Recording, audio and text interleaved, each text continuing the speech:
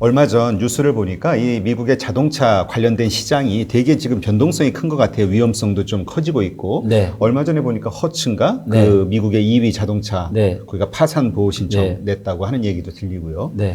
지금 이 자동차와 관련해서 미국에서 금융위기가 터질 수도 있다. 뭐 네. 이런 얘기가 있는데 어떤 얘기입니까? 네. 사실 이제 지난 서브프라임 사태는 이제 미국 주택 시장에서의 이 저신용자들과 어떤 그와 결합된 이 파생 상품 때문에 사실 서브프라임 사태가 왔었던 것이거든요. 그렇기 때문에 지금 미국 어떤 금융 당국에서는 이 주택에 대한 어떤 대출의 문제에서 굉장히 이제 이 규제가 굉장히 좀 강화가 됐습니다. 근데 금융회사들은 여전히 돈을 벌어야 되잖아요. 그래서 대출이 풍선 효과로 어디로 갔냐? 이게 바로 자동차 대출 시장과 기업 대출 시장으로 갔어요. 근데 미국 같은 경우는 1인당 1 자동차를 그렇죠. 해야 되거든요. 자동차가 없으면 사실은 어디 가기가 되게 힘든 나라이기 때문에 그래서 자동차 이 시장이 정말로 이게 큰 시장이에요. 근데 미국의 이제 자동차 이 대출을 이제 오토론이라고 하는데요. 지금 미국의 이 오토론이 지금 굉장히 데이터를 보면 심각합니다. 그래서 잠깐 요 차트를 좀 보시면 요 차트는 이제 90일 이상 자동차 제출의 연체 금액 추이예요. 그래서 90일이면 지금 3달이잖아요. 예. 3달 동안 지금 자동차 제출을 연체된 거예요. 그러니까, 미국 국민들이. 예. 그러니까 신용사회인 미국에서 지금 자동차 제출이 이렇게 연체가 됐다라는 거는 굉장히 심각한 거거든요. 그러면 이제 신용도가 떨어지고 거의 뭐 어떤 이런 정상적인 이런 금융 활동을 하기가 힘든 상황인데, 자, 여기 이제 보시면 금융위기 터지고 나서 경제가 안 좋으니까 이렇게 오토론 연체금액이 올라가서 2010년 4분기에 거의 한 40빌리언 달러로 거의 한 최고점을 한번 찍었고요. 다시 내려오다가 2010년대 중반, 즉 15년 이후서부터 보시는 것처럼 엄청나게 지금 급증을 하고 있죠. 그래서 지금 90일 이상, 3달 이상 연체된 자동차 지금 대출 연체 금액 총액이 얼마냐면 66빌리언 달러예요. 그러니까 이게 좀 느낌이 안 오실 텐데, 한국 돈으로 지금 환율을 1230원으로 계산을 하면 이게 81조 정도 됩니다. 아, 엄청나네요. 예. 그러니까 3달 이상 연체된 금액만 지금 81조가 넘은 거예요. 근데 이 데이터는 요게 분기 데이터인데요. 요게 이제 작년 4분기 데이터가 여기까지 지금 반영이 된 거예요. 근데 지금 코로나 사태 때문에 지금 올해 1분기하고 2분기는 과연 어떻게 됐을까요? 훨씬 더 심각해졌겠죠. 난 이 끄트머리가 확 올라가 있는 게 코로나 때문에 이렇게 올라간 건가 했는데 아닙니다. 그게 제외가 된 그렇죠. 그래프가 저거네요. 네, 이미 그 전부터 사실은 좀 문제가 좀 심각해지고 있었었고요. 그 다음에 요거는 이제 90일 이상 그 연체된 자동차 대출의 비율입니다. 예. 그래서 자 보시는 것처럼 2010년 그러니까 2000년대에도 2007년 지나고 나서 요 연체율이 계속 올라가잖아요. 네. 그러면서 뭔가 지금 미국 경제에 이상 신호가 있다는 시그널을 좀 보내줬었고요.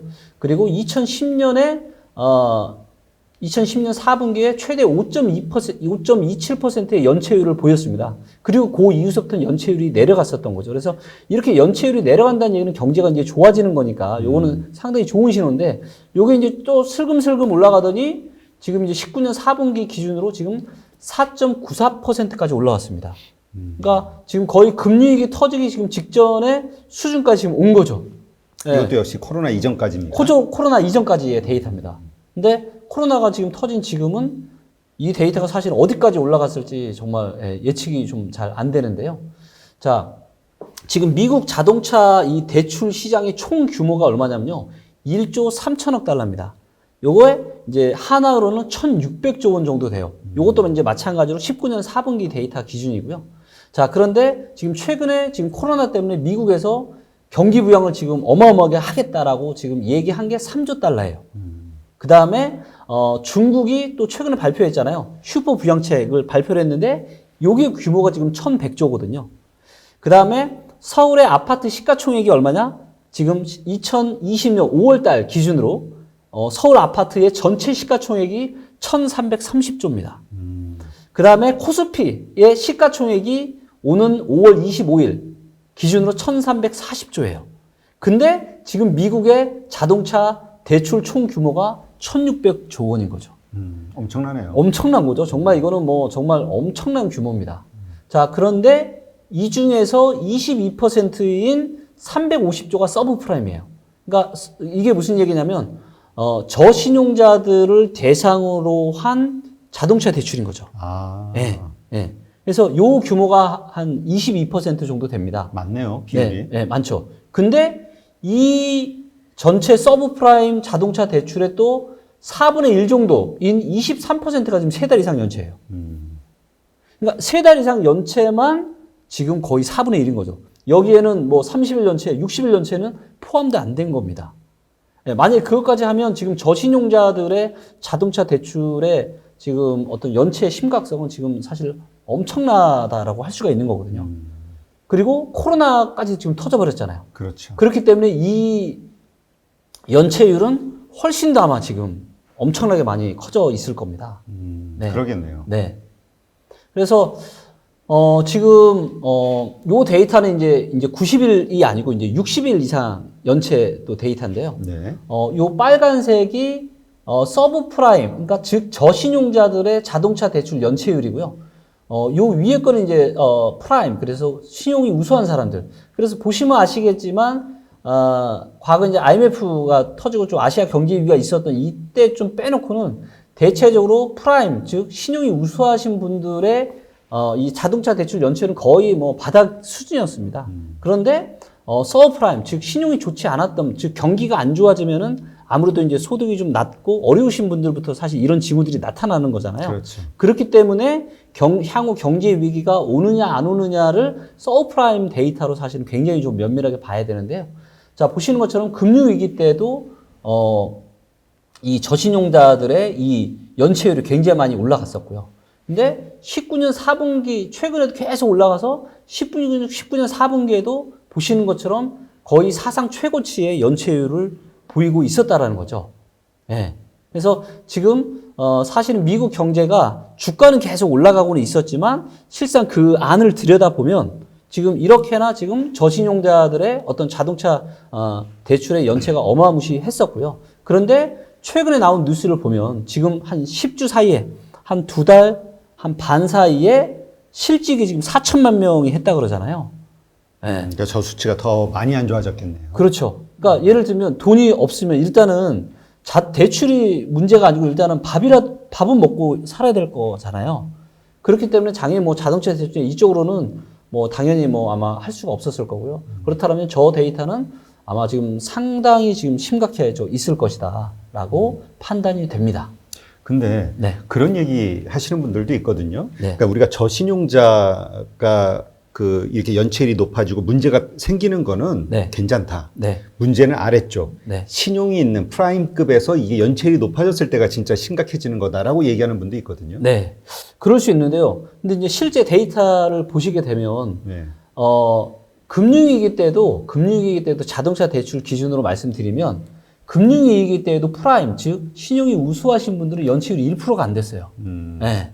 그러니까 사실 프라임을 가지고 좀 판단하는 거는 것보다는 아무래도 변동폭이 보시는 것처럼 훨씬 더 서브프라임이 훨씬 더 크잖아요. 그렇기 때문에 서브프라임 데이터를 가지고 좀 더 보시는 게 좀 더 맞지 않을까 판단됩니다. 그 심각한 자동차 대출, 이것도 사실은 금융권에서 다 돈이 나가는 거잖아요.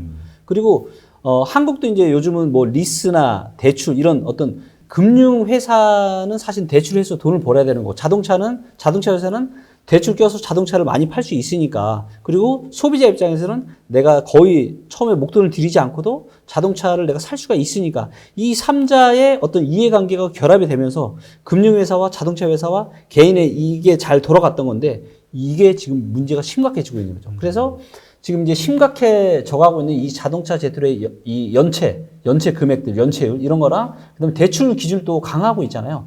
당연히 이제 자동차 대출도 기준이 강화가 되겠죠. 그래서 아무래도 이제 자동차 업계에는 좀 안 좋은 영향을 미칠 것 같고, 이래저래 지금 뭐 코로나 때문에 안 그래도 안 좋은데 이런 부분들도 좀 안 좋은 영향을 미칠 것 같고요. 또 당연히 자동차 대출을 많이 한 금융회사도 지금 돈이 지금 연체자가 많아지고 회수가 돈이 안 되니까 당연히 이제 안 좋은 영향을 미칠 것이고요. 그 다음에 대출 또 규제를 강화하니까 대출 관련 수익은 더 줄어들 거고, 그다음에 신규 자동차도 이제 승인을 그만큼 예전처럼 좀 좋게 안 해주다 보니까 당연히 신규 자동차 판매도 별로 좋지 않은 영향을 줄 수 있을 걸로 보입니다. 그래서 아무래도 여러 가지 이런 요인들이 결합이 돼서 워렌 버핏도 금융주는 당분간 이거 좀 쉽지 않겠다라고 판단을 하고 매도를 하지 않았나 싶습니다.